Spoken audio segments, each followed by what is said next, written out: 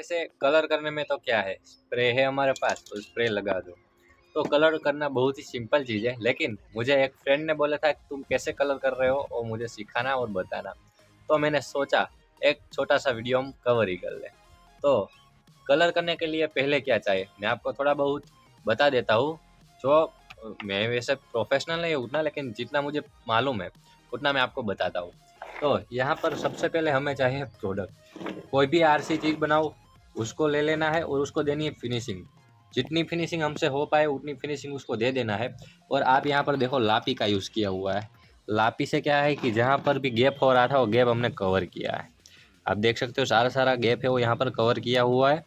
और दूसरी मेन बात क्या है कि जब भी हम कलर करें तो कलर में हमें याद रखना है कि जो कम कलर आए, मतलब कि एक पार्ट है और उसके अंदर हमें दो कलर करना है, तो जो पार्ट है उसका कम कलर आने वाला है, मतलब कि ब्लैक कलर में अभी इसमें करने वाला हूँ।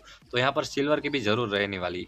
तो जो सिल्वर हमने कलर करना है उस सिल्वर कलर को क्या करना है, हमें जितना हो सके उतना कम करना है और जो हमारा पार्ट है उसके ऊपर टैपिंग कर देनी है। देखो आप देख सकते हो यहाँ पर सिल्वर हो चुका है थोड़ा बहुत, लेकिन हमें चाहिए सारा ब्लैक।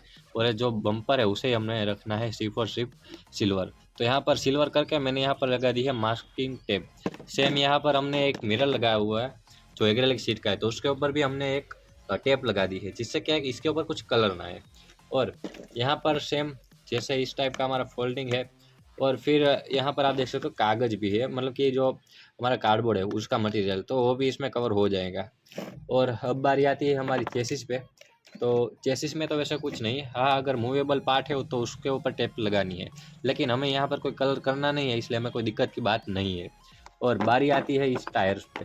तो टायर्स पे आप देख लो यहाँ पर जो है हमने टेप लगा दी जहाँ पर हमारा ब्लैक पार्ट है और ये वाला पार्ट है उसे हमने ऐसे ही रखा है। तो यहाँ पर हमें करना है सिल्वर कलर।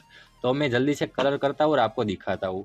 और यहाँ लिखा हुआ होता है कि अपने हाथ को साइड से 1 फुट जितना दूर रखना है और स्प्रे बने उतना हिला के करना है, ठीक है। इसको पहले हिला डालने का फिर स्प्रे करना है। तो कुछ इतना ही टॉपिक थे जो मैं ध्यान में रखने हैं।